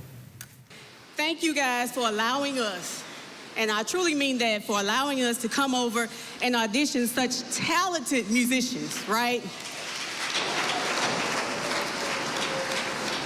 Every year, the partnership grows, it gets larger and larger, and it's my prayer that we can continue this. Your students are such a blessing to our programs. When they come, they're already musically trained, they're disciplined, and they're ready to go to work. Right. Meanwhile, a Bahamian financial educator making history as the first Black woman to receive the Financial Literacy Trailblazer Award. Lakeisha Roll-DeVoe was bestowed the honor during the Money Box Academy's Gala and Award celebration in Rayford, North Carolina. The Financial Literacy Trailblazer Award recognizes a pioneering leader dedicated to empowering both youth and adults through innovative programming and advocacy that has created lasting change. Roll-DeVoe is the founder of the Financial Academy and the author of Financial Wisdom for Tweens and Teens. As a certified financial education instructor, Lakeisha has been on a mission to teach young people practical strategies for building generational wealth since 2019. She's led numerous initiatives, including the Impact 200 Business Skills for Beginners program, supported by a $20,000 alumni grant from the U.S. Embassy, Nassau. In her acceptance speech, Roll-DeVoe expressed her gratitude to Crystal McLean and Moneybox Academy for recognizing her contribution to financial education as she aims to break cycles of financial illiteracy and poverty through the Financial Academy's affordable, innovative, and engaging sessions. Amazing stuff there. Now, still to come, one local travel agent shares how the war in the Middle East has impacted her business. We've got all of that next. And of course, our Diane Dorsett has your Access weather forecast, so stay close. Swing by any Super Value or Quality Supermarkets location this April for spring specials like Kraft macaroni and cheese, 7 1/4 ounces, $1.19. Robert Hood flour, 5 1/2 pounds, $4.99. Boneless chuck roast, $7.99 per pound. Russet potatoes, 5-pound bag, $3.99. Sweet strawberries, 1 pound, $5.99. Starting with Easter and ending with the regatta, April showers you with savings at Super Value and Quality Supermarkets.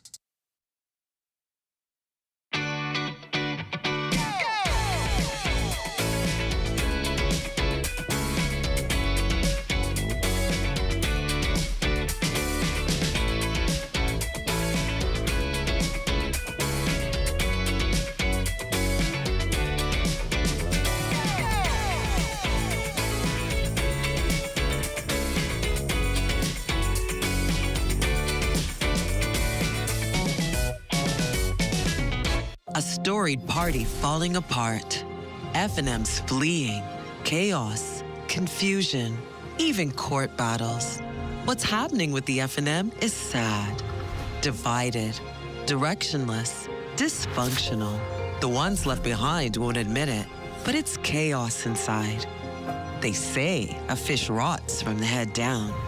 If Michael Pintard can't keep his own party together, how can he run an entire country?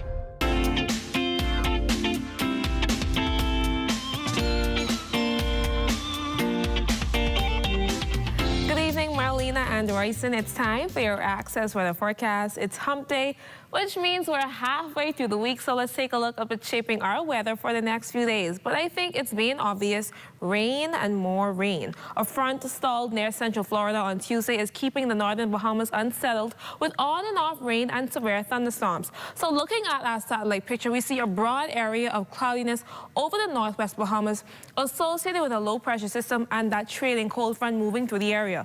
This system dumped heavy showers and thunderstorms over the northwest Bahamas today, and this unsettled pattern is expected to remain in place through at least early Friday, so keep umbrellas close by. With that said, let's take a look at how these disturbances may affect out on our waters.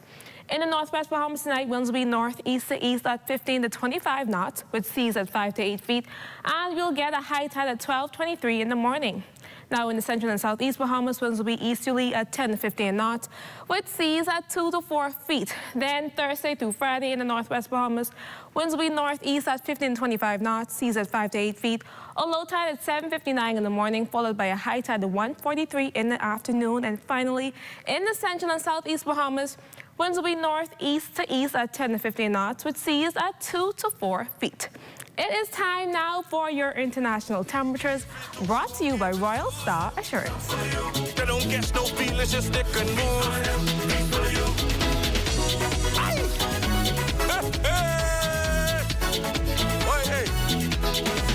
I's a good, decent young man. I don't be in no trouble. Well, the woman look like she want me. Hey, anyway, listen here. So my situation called me, rowing and getting angry, cause I leave and gone my way. She say, boy, why you fretting? You ain't had to get this step in, trying to reason and get me to stay. That was your international temperatures, brought to you by Royal Star Assurance. And that wraps up your Access weather forecast. But join me again at 11 for a full weather update. Have a great evening, everyone. Melina and Royston. As always, thanks so much, Diane. Now, a little over 7,000 miles away, or for context, a 29-hour flight, a war in the Middle East continues to rage on, with major international news station providing up-to-the-minute reports on the latest missile launch, multiple explosions and bombings, and, unfortunately, the casualties. And here in the Bahamas, one might think this war is having very little impact on us at home, but we've already seen the signs. What seems so far away really isn't. Gas prices are increasing, food costs are expected to rise, and for one boutique travel agency, the war is already biting at its pockets. Orly Smith is the owner of Fly Sunshine Travel, which was deep into planning its annual trip. This year, she was preparing to take a group of over 40 to Dubai. But with the ongoing conflict, Smith says the trip had to be canceled. Proof that although miles away, what's happening in that part of the world is having fringe effects on many Bahamians. I've lost money. It's okay, but I can tell you that it's been amazing. You know, it's a lot of training ground that I went through and communicating with persons in Dubai and finding out what's going on in Dubai for real. I knew that we had to cancel, and it was a good thing we did it at the time that I did it, because I canceled in March to avoid any penalty from anyone. And Smith says while, of course, safety was a #1 issue, she wanted to ensure that the financial losses she was incurring due to canceling the trip weren't passed on to her clients. Tell you what, I needed them to know that safety was #1 priority. Money is not everything. So like I said, I never want any of my clients to lose any funds. So they took it pretty good. Like all they said is, okay, we're not going to Dubai. Where are we going? The time has already been allotted for vacation. They've already found out exactly what they're going to spend. So I knew that we were going to be okay. And while the Dubai trip might be off for now, here's where the group is going instead. We are going to Panama. 7-day cruise, the same time that was allotted for Dubai. So it's good. For the Bahamas Tonight, Access Now, I'm Anthea Ferguson. Of course, it's really hard to see what's happening over there, but we are a prayerful nation, so all we can do is just pray for the best. Absolutely. Our prayers for that the conflict resolves as quickly as possible for all concerned. And stay with us. All the action from Total Sports and the competitive sports world is up next.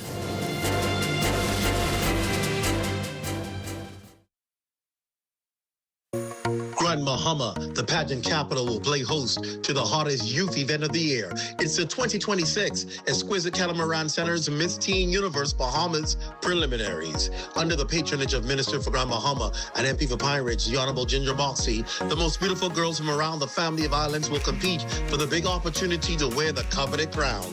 Come and witness the stage heat up in national costume, swimsuit, evening gown, and talent, and a special appearance by Exquisite and Citrus Bahamas pageantry system. It all goes down at the Regency Theater, Friday, April 10th, 7:30 p.m. Admission at the door, $40, and $20 for school students 17 and under.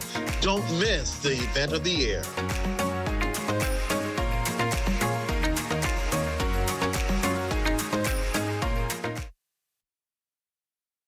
Spring into action this April with the specials at Super Value and Quality Supermarkets. Mullis Ready Cut Macaroni, 16 ounces, $2.19. Par Excellence Long Grain or Parboiled Rice, 5 pounds, $3.99. Iceberg Lettuce, $2.49 each. Whole Chickens, $1.99 per pound. Sea Bass Raw Shrimp, $41.50, 12 ounces, $5.99. Starting with Easter and ending with the regatta, April showers you with savings at Super Value and Quality Supermarkets.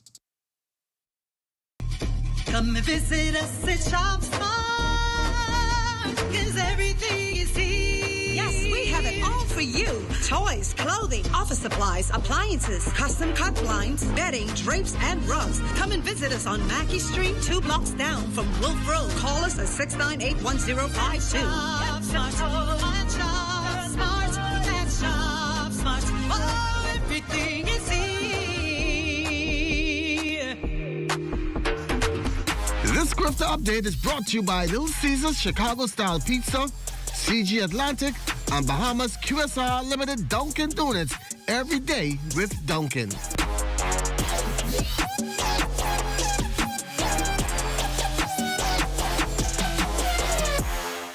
Good evening, everybody, and welcome to Sports in Access Now. I'm Charles Fisher. They are champs once again, 8 times. The swimming team completing it all last night over there in Martinique.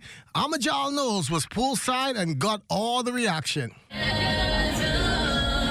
Heading into the final night of competition at the Caribbean Swimming Championships in Martinique, the Bahamas was riding a wave of momentum after a stellar display in the water on day 3, and on day 4, it would be nothing less.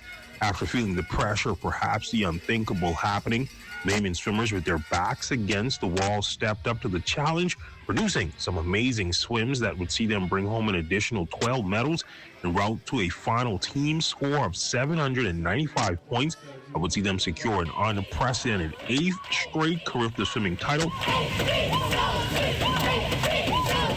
The final medal tally of 55, 21 gold, 13 silver, and 21 bronze. The standout performer from this year's games would be Kriston Joseph, who would take the boys' 13-14 height point total.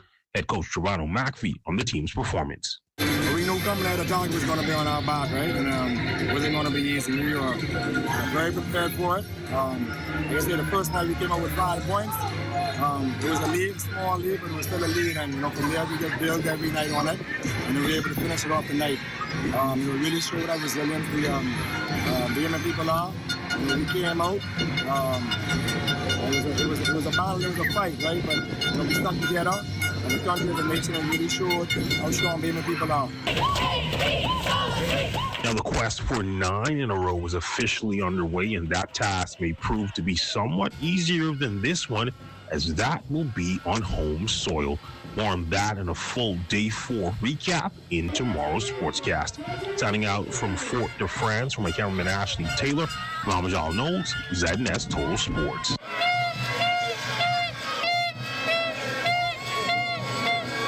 Thanks a lot, Amo. Meantime, the Grifter track and field team, they are back home. Left Grenada happy with their third place performance of 8 gold medals, 12 silvers and 9 bronze for a total of 29. Now, despite the late hour arriving at the Lyndon Pinning International Airport around 11:30 on Tuesday evening, the parents and supporters showing up to greet them. Well, after more than 3-hour flight, we're glad to be back home. Head coach Alexis Roberts speaking with our Shane Stubbs on the team's performance. I'm happy with the performance. This year, we've seen the most personal best in about 10 years. So I'm excited moving forward to seeing what these kids will do for the rest of the year. When we look at the personal best, that's all you could ask for the kids when they come show up and compete. When we look at the performances, we see that, like I said, the personal best and the most personal best in the last 10 years. And that speaks volumes to what the coaches have been doing at home. We get the kids ready for the right time and the right moment so they could show up. And that's going to be a quick look at Sports and Access Now. I'm Charles Fisher. We'll have much more coming up in the Bahamas tonight. This Grifter Update was brought to you by Little Caesars Chicago-style pizza, CG Atlantic, and Bahamas QSR Limited Dunkin' Donuts. Every day with Dunkin'.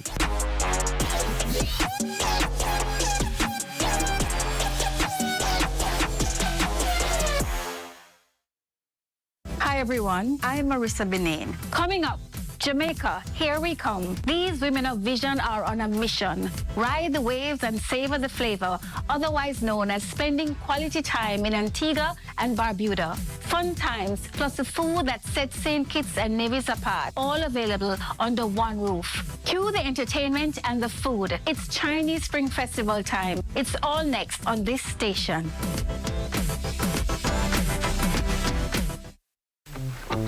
Hi, this is Spence Finlayson, the Bishop of Motivation, Alpis and Diana Finlayson's last child, and host of Immediate Response on the ZNS network.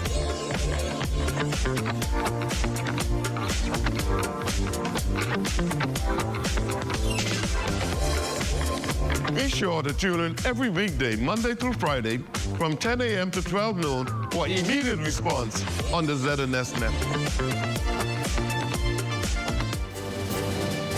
You're looking at a shot of the National Insurance Board headquarters on Blue Hill Road, courtesy of D. Shane Gibson. And it's time now for Family Island News. Let's go.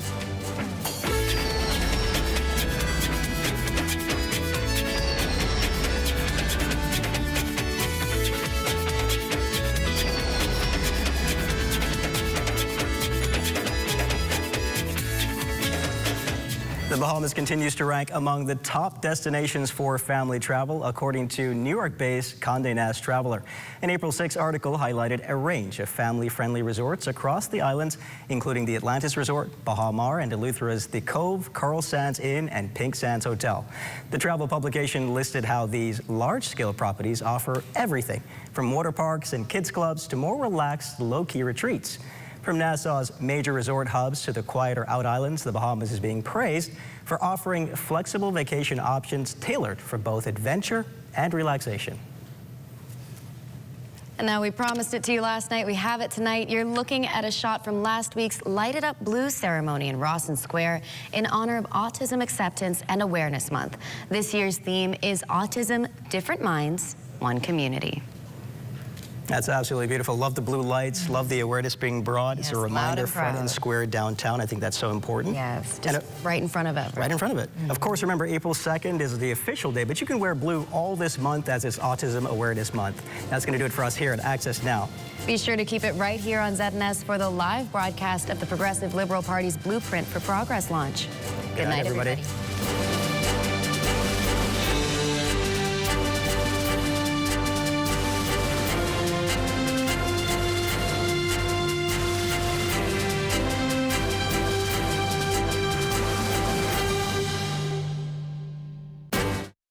In a world where our health defines our future and the Caribbean stands on the front lines of climate change, rising NCDs and global challenges, knowledge becomes our greatest defense. Caribbean Medical TV is your guide on the journey to wellness and insight, featuring our region's own doctors, nurses, climate specialists and medical institutions. From physical well-being to the emotional and mental balance we all deserve. Caribbean Medical TV empowers you because building a healthier future isn't just a regional goal, it's a global responsibility. In the Caribbean, vitality isn't just a goal, it's a way of living. Connect with the region through knowledge, hope, and the power of Caribbean resilience on Caribbean Medical TV, where awareness becomes power. Join the conversation, join the movement. Be viewing Season 4 of Caribbean Medical TV right here on this station. Did you know that 1/3 of all traffic fatalities occur as a result of excessive speed? Excessive speed impedes a driver's point of perception, which affects braking distance. In the inner city, residential areas, and high pedestrian traffic areas, the speed limit ranges from 15 to 25 miles per hour. On the outskirts of the island, especially where a sign is not posted, the law dictates that the speed limit shall be 30 miles per hour. The maximum speed limit for the Commonwealth of the Bahamas is 45 miles per hour. Here are some safety tips for you.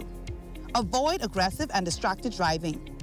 Reduce excessive speed and drive at the appropriate speed to suit the current road conditions. Avoid operating a vehicle while impaired by alcohol or drugs. Be vigilant and always maintain good visibility of the road, and be mindful of other road users, such as pedestrians. Leave out in a timely manner to compensate for potential traffic delays. Even one life lost to traffic fatality is one life lost too many. On behalf of the Royal Bahamas Police Force Traffic Division, please slow down. This public service announcement is brought to you by FG Insurance Agents and Brokers, the Royal Bahamas Police Force Traffic Division, and the Broadcasting Corporation of the Bahamas.